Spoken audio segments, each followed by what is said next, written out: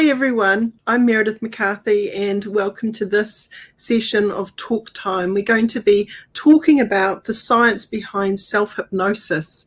So if you haven't come across our channel before, welcome, and those that are tuning in again, it's nice to see you. And if you ever have any questions and want to know more about these things, you can always comment in the comments section, and please remember to subscribe and like, so we can really get this information out there to a bigger, broader audience. So anyway, I've got Teresa joining me today. Hi Teresa, how are you? Hi Meredith, I'm good, thank you. Thanks for inviting me along again this week. Weeks seem to be flying by quickly. They do. Now, when we think about the idea of hypnosis, a lot of times people come into the office thinking that they're going to suddenly be under our spell. It's a common misconception, yes. Yeah, we're going to control them. And I guess that's like the Svengali model, where look into my eyes and you're going deeper and deeper, and that kind of spooky looky thing. We do inductions, and we do get people to do an eye fixation and things like that. But all hypnosis really is a level of self-hypnosis. And we naturally go in and out of hypnosis all throughout our day. And I think this is really important to normalize that. What are your thoughts on that, Teresa, when you're thinking about clients and educating your client on what hypnosis is and what it isn't? Oh, definitely. And I think there is an awful lot of misconception that the hypnotherapist rather, is actually going to control them while they're actually here and make them clap like a chicken and do things they don't want to. But you will only do what you want to be able to do, even under hypnosis. And really, hypnosis is just another brainwave state. And I think that's something that people should more readily normalize, to be honest, to their clients. And it'd be nice if it became normal. Yeah, actually talking about the brainwaves, I've got a couple of slides we're going to go through. So just give me a moment and I'll get them up now. So when we're looking at the science behind self-hypnosis, how to teach self-hypnosis, this is just a little bit that I put together. During self-hypnosis, the brain typically transitions from a beta state that's associated with normal waking consciousness to an alpha or theta state. Alpha waves are usually 8 to 12 hertz. They're linked to relaxation and light meditation, while theta waves are 4 to 7 hertz and are associated with deeper meditation, creativity, and they help you to access that subconscious mind. These are states to facilitate the heightened suggestibility of relaxation. So this is something to kind of think about. When we're looking at the idea of neuroplasticity and rewriting or rewiring the brain, self-hypnosis helps us to leverage the natural brain's ability to be flexible. So we're dropping off the old neuropathways and we're building up new neuropathways. So this is a really important part of what we do as hypnotherapists, through that repetitive part of self-hypnosis sessions where we're repeating certain types of ideas over and over again. It reinforces that pattern, and it can alleviate definitely the symptoms of anxiety and stress for those that are like that. So when we're kind of looking at that idea of I guess the way that mind is, neuroplasticity, for a long time scientists used to think, we are what we are. But I think, modern science breakthroughs in this modern era that we live in realize that we can rewire things. What are your thoughts on that, Teresa? Yeah, definitely science has helped an awful lot. I mean, I think the brainwave states have been studied since the 1930s and come along leaps and bounds. And the evidence found that being in beta state quite often can cause a lot of anxiety. We absorbed a lot of stress and anxiety in that state. So actually changing yourself into a different state doing self-hypnosis or meditation can actually, throughout the day, can actually help lower the stress and anxiety levels. So when we're looking at that stress and anxiety, thinking about that, I'm just going to share my screen again. When we're looking at that anxiety, the autonomic nervous system has a huge part to play in the relaxation response. And that's where self-hypnosis really activates that parasympathetic nervous system. So we've got two systems. We've got the parasympathetic nervous system and the sympathetic nervous system. The sympathetic nervous system is really there, and it's going to cause you to go into fight, flight, freeze if it gets triggered, if there's a perceived threat, imagined or otherwise. When we're looking at the parasympathetic nervous system, this induces that relaxation response, so your rest and digest, all is well, I'm happy response. Cortisol is one of your stress hormones. So if you're out there and you've been putting on weight around your middle, around the belly area, like a tire, then that may be a sign that you've been going through a lot of stress. So a lot of my clients that are coming in, they notice that they're often and frequently going through into a stress state.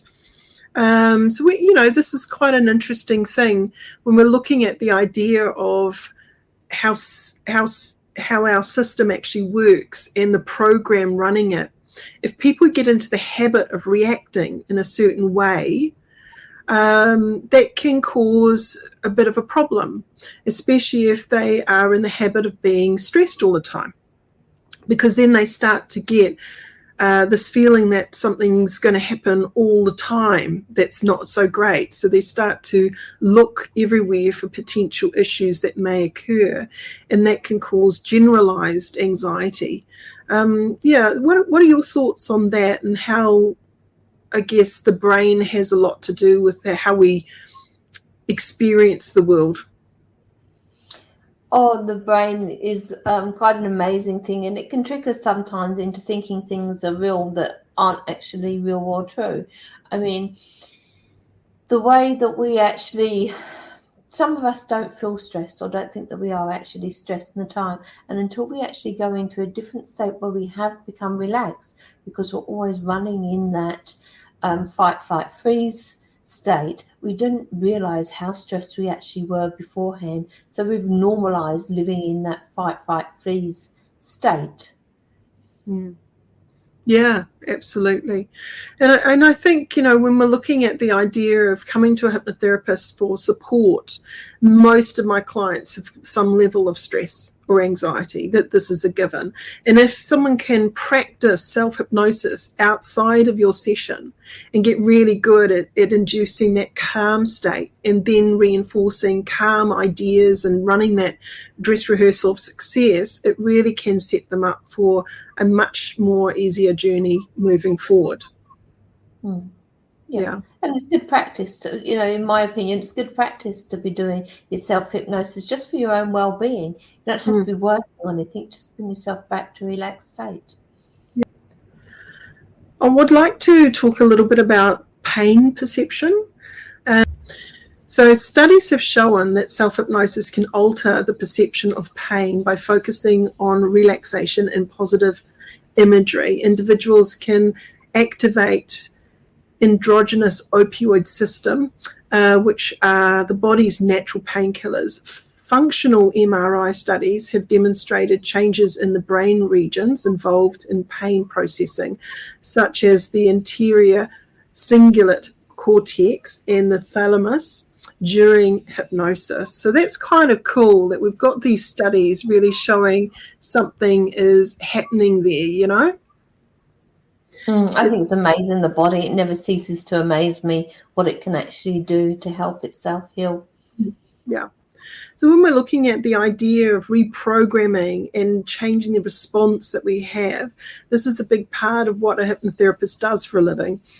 So a lot of people are running an undesired program. They may be having experienced a lot of pain or a lot of not just physical pain, but emotional pain, right?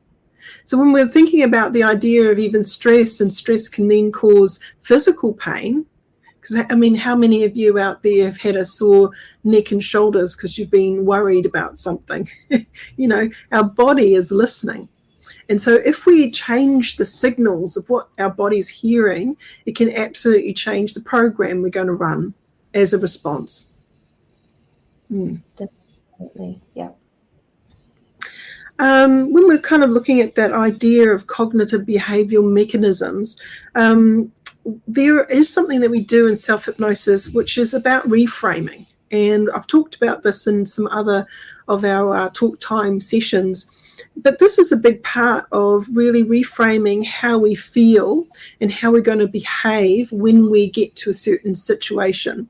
So we want to have those ideas in the mind to reinforce. So a client will be reinforcing, I have the confidence to stand up and do this. I have the ability. I am empowered. I am open to new things. I am a positive, happy person. So these I am statements, they come with behaviors, don't they? They sure do. And if someone has been caught up in a negative old behavior, they've probably got different kind of I ams, you know, those belief statements. So our job as a hypnotherapist is to support a client to understanding how powerful words are. So when we're looking at, you know, a direct suggestion, what the client is suggesting to themselves absolutely counts. So when they go out of your clinic, you want them to understand the power of language. You want them to understand the affirmation of belief that is important to reinforce. Now, as they start doing that more and more often, they start to then believe it. But at first, it may feel really foreign for them to say such a positive statement about themselves because they may not feel that yet.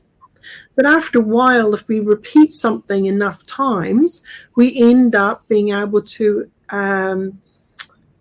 get into that understanding, hey, you know, I'm the most upgraded version of me, and that was the old me that never used to think I could do that. Now I believe, yes, I can do that.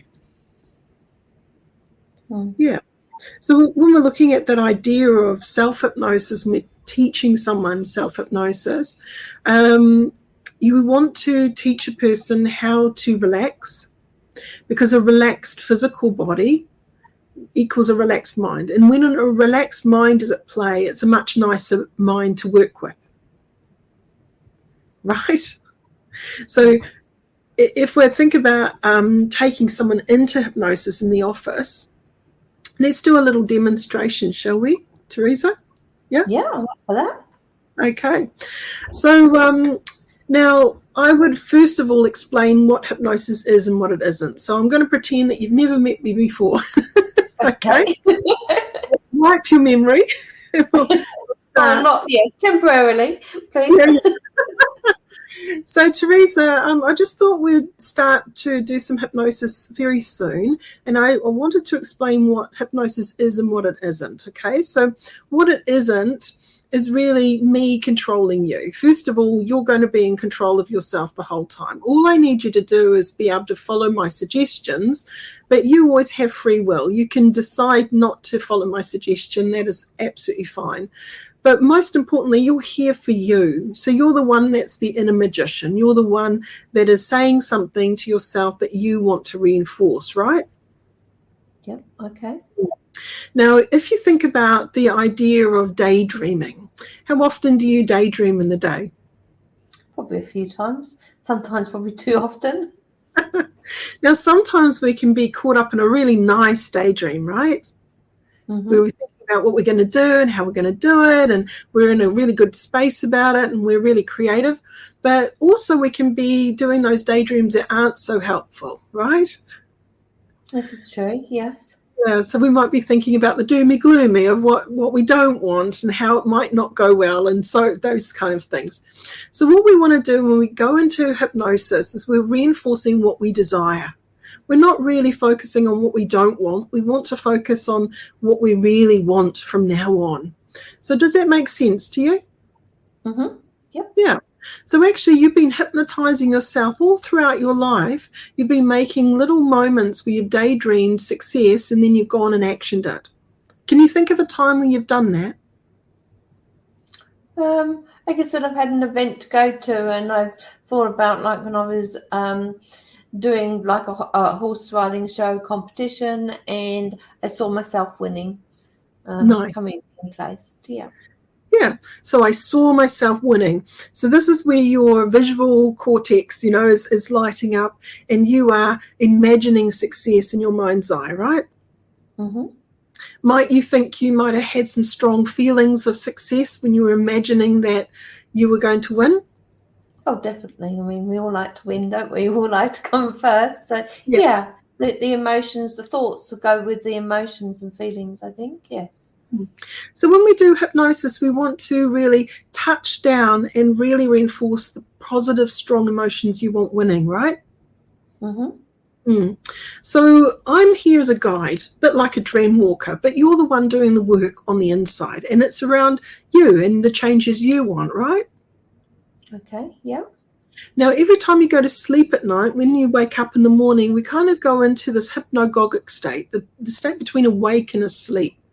And that's very suggestible too. So how many times have you designed what you're going to wear today, and you're half asleep, but you're thinking about it. And then, of course, you get up and you go live. You do those things that you were just daydreaming about. Yep, that often happens. Yeah. And when you go to a movie and you watch a movie, how many times have you just lost complete track of time? I sound as if I'm somebody that always loses track of time, but yeah. Becoming more apparent to me as this unfolds. So the 3-hour movie just feels like a moment, right? And we suspend disbelief. So as we're focusing on the screen, we're taking on board like a sponge all of this information as if it was us, as if we were the character, and we get involved emotionally. So that's hypnosis. We're going into the state of suggestibility, we're open to the experience, and we've got a focused mind for a period of time. We also do it when we drive. It's called hypno-driving. So when you go from A to B, we're on autopilot. How many times do we even remember the drive? I'm not going to deny that one or claim that one. But I know it has happened on occasions, yes. Yeah. So who's really driving the car is the subconscious. There's this part of you that's really clever. It's taking on board all of this new information where your conscious mind is drifting off into something else. So often when we do hypnosis, people might experience that daydreamy in and out state. So they might be aware of my voice, go away with their thoughts, come back to my voice, go away with thoughts, and that's okay. It's absolutely fine, because there's a subconscious part, another part still listening, still assimilating that information. Just like you're watching the movie like a sponge, and someone goes to you after the movie, hey, what do you think about that scene when such and such did such and such? Not only can you remember the scene, but you can remember what you were thinking at the same time you were seeing the scene and all of those emotions. It's incredible how open we are and how receptive we are to remembering key elements that were strong emotional moments. So this is how the brain works, and it's very natural. So a lot of times people have this very, very weird idea about what hypnosis is. So we are doing self-hypnosis all the time, but what I'd like to teach you is how to do it really well when you're away from this clinic, when you're out of the session and you're by yourself. Would you like to learn how to do the self-hypnosis?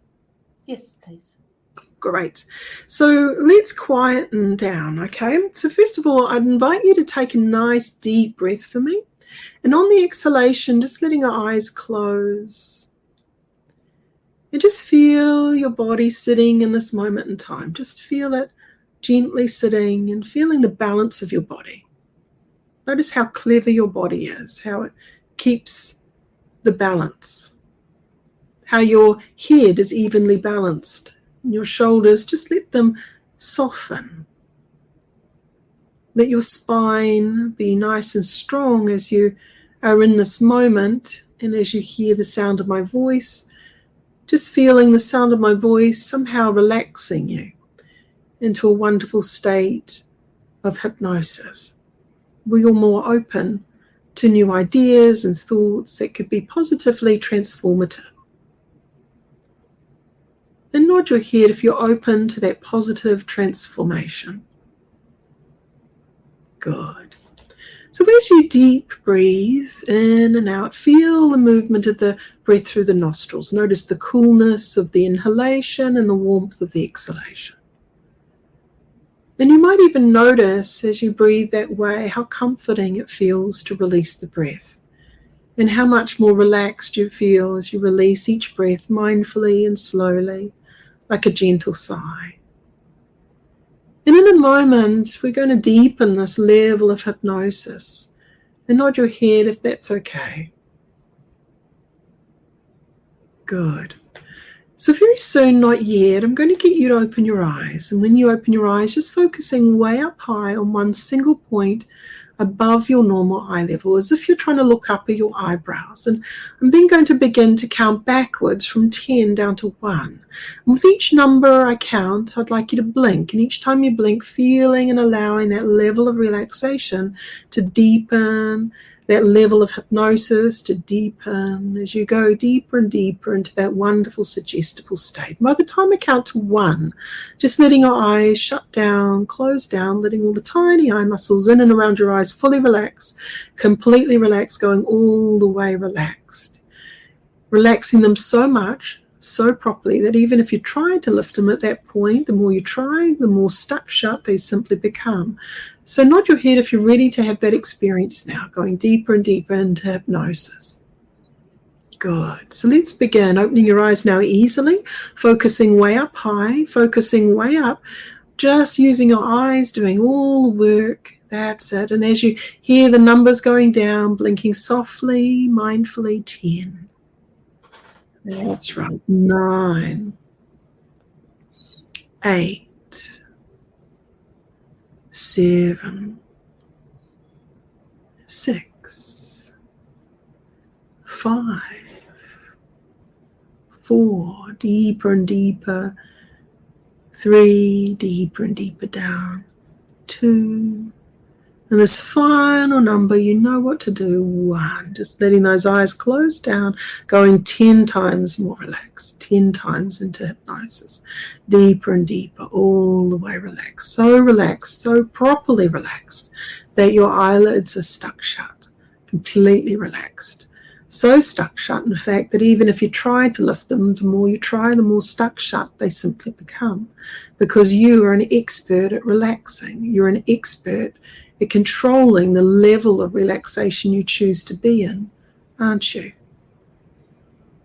That's right. And as you go deeper and deeper, there's a part of you that wants to be your best self. Is that right? Yes. Wants to achieve wonderful goals, both now and the future. And you've got goals, dreams, and aspirations that you could bring to your mind now. And I would like you to imagine that dress rehearsal of success. I would like you to invite that daydreamer within to go into the future and imagine how you'd like it to turn out. What that looks like, sounds like, feels like. Being your best self, achieving those goals.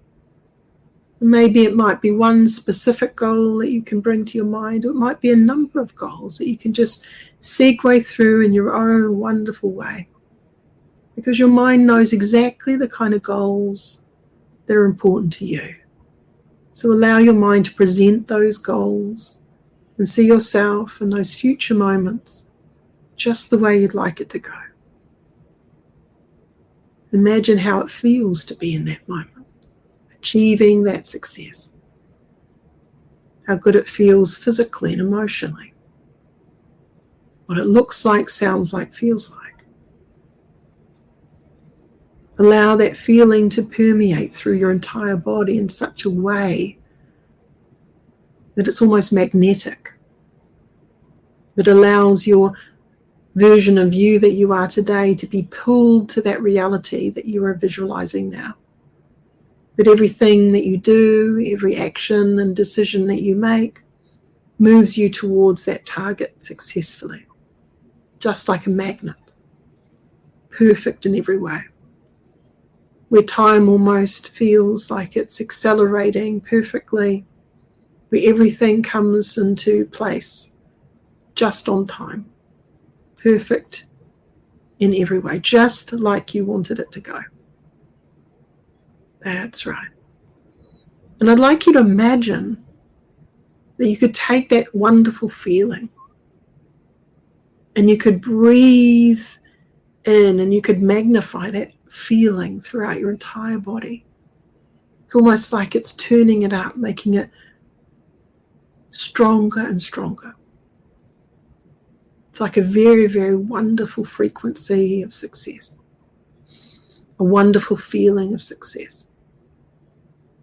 And imagine it makes you hungry for that successful feeling. It makes you really motivated to go and do all of those things that are required to achieve that goal easily. And imagine floating above that timeline and seeing your versions of you taking action affirmingly, positively. So all the little steps that you require to be able to be successful in your goal, you can see them now. You can see them clearly in your mind, and nod your head if that is true. That's it. And very soon I'm going to count from 1 to 3, and on the count of 3, wide awake, fully aware, back in this moment in time, bringing with you this wonderful feeling that is like magnetic. It sort of pulls you towards those tasks and desires that are going to achieve those goals with ease. Ready? 1, 2, 3. Eyes open, wide awake. That's good. Excellent. Welcome back. Thank you. How are you feeling there, Teresa? Very relaxed. Right. Relaxed, yeah. Yeah. Now, if you were to do that at home, let's kind of talk about that. So I would like you to think about practicing going into hypnosis. So I'd like you to think that you could just land, take a moment, close your eyes and focus on the breath and just feel your body fully landed. You could do that? Yes. Yeah. And then after you feel like you've really landed in your body, you could open your eyes with the intention that when you look up at your eyebrows, at that point above your normal eye level, you could count yourself backwards and you could blink with each count, and you could close and open your eyes on each blink, and you could feel yourself going into natural hypnosis. Would that be okay? Yes. And then once you're there, you can go straight to that wonderful scene of you achieving that goal, as if you're that magnet, just going right through time and space and seeing that and feeling that, as if you were there all over again, celebrating that moment of achievement. You could do that? Yes. And you could remember how it feels to rise above that timeline and look at all of those wonderful steps and get excited about those steps. You could do that? I could, yes. Excellent. And then once you've done that to your level of satisfaction, could you say 1, 2, 3 and come into the awakened state again, fully aware and awake and ready to do those things? Yes. Awesome. Yeah. So just to make sure that that's locked in, how about you take a moment, and because I don't have to give you that instruction anymore, you can do it super quick. It might even just take a couple of moments. It's incredible how fast we can be in our brain. Okay, so do you want to do that quickly now and just demonstrate how quickly you can go through those wonderful steps and then come back to us so the audience can sort of see how quick that can be? Ready? Yep. Off you go.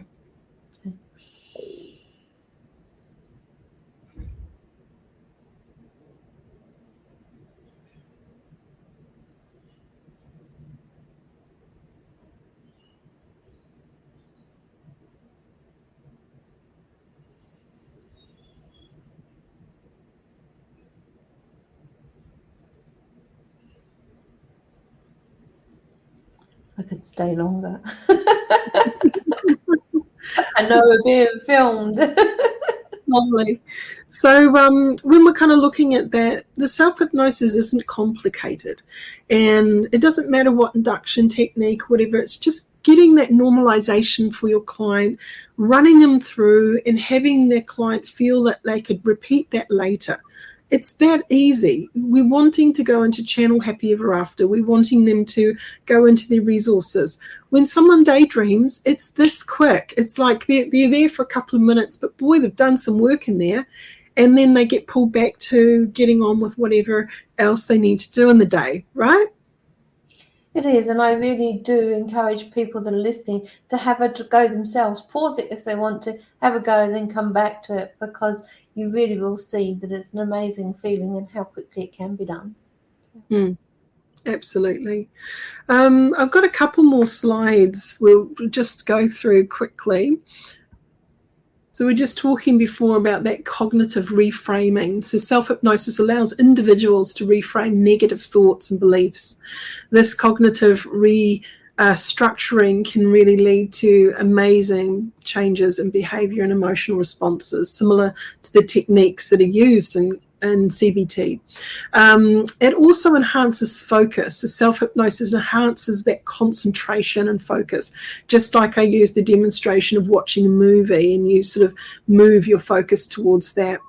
It really does help you to get hold of all of those positive affirmations of being, so I am powerful, I am confident, etc. So the placebo effect, I wanted to talk about that too. So the expectancy of belief. Every day in every way, I'm getting better and better. Emile Coué, he was someone who really did influence this understanding of placebo effect. You might want to look that up. I'm not going to go too much into history right now, but a lot of modern hypnotherapy uses this kind of idea of belief. And if you say every day, in every way, you're going to feel this feeling of success more and more often. You're going to notice the wonderful, lovely things. Now, that's an incredible asset to your mind to then be able to go treasure hunting and find those things and have those positive experiences. So that placebo effect is huge. I really, that's a key part of what we do as hypnotherapists. And again, the psychological benefits, stress reduction is high up there, and self-empowerment. These are two core things that hypnotherapy does. These are some of the supporting studies that have been around. So if anyone wanted to find those, I will put it in the link. I'll put it in the description below in the YouTube. So if you want to look at those more carefully, you can. So in conclusion, self-hypnosis is this wonderful, grounded, scientific understanding of how the brain works and how when we change the brain waves, that neuroplasticity can be easily accessed, and it can assist that person to reframe those core beliefs. So it is really, really powerful when we're looking at that idea of why people come in to a hypnotherapist. It's a wide variety of issues that they present. And it's something that's quick and easy to teach to your clients, and it's a huge benefit, or in my opinion, it has a huge benefit to their well-being that they can use for years to come. Yeah. Absolutely. So look, if you want to learn more about hypnotherapy and becoming a clinical hypnotherapist, I do train. It's a 18-module journey, and it is online, and we have real classes in, like this, where you get to talk and I get to demonstrate and you get to go and play and I can see what you're up to and things like that. It is quite a great way of learning for people who find it hard to travel and people who are in full-time employment. So, you can then just take a little bit of time and tune in, work through the modules, come out the other side into an amazing, incredible career. It's so rewarding being a hypnotherapist. I couldn't imagine any other career, to be fair, that would give me as much joy as this one has. No, and I just want to expand on that. Not all the learning is face-to-face live online. There's also modules to read and videos to watch and stuff like that. So a lot of that time you can do yourself. You don't have to designate a set time that, perhaps doesn't fit in with your schedule. So it's a very flexible way of learning too. Mm. So look, if you'd like to find that out, visit the website www.nzach.ac.nz. You can definitely follow us, and like the post, share it out there. We want to. Sorry, I talked to Meredith. Share and subscribe. Yep. So, look, we want to get it out there to people. I'm passionate about teaching people how to do things and make it as simple as I can, to be fair, because it doesn't have to be overly complex. I think these understandings are solid. And again, science is saying, yes, this is really a state of mind that is powerful and transformative. So, look, hope to see you all next week. We will be back again. Every week we do these talk times, and thank you again, Teresa, for your time. Is there anything else you'd like to share out there? Just if you want want some advice or us to talk on any particular topic, then do drop a comment below, and we're happy to look into that for you. Like, share, subscribe, and tune in next week. And thanks for inviting me, Meredith. My pleasure. Bye. Bye-bye.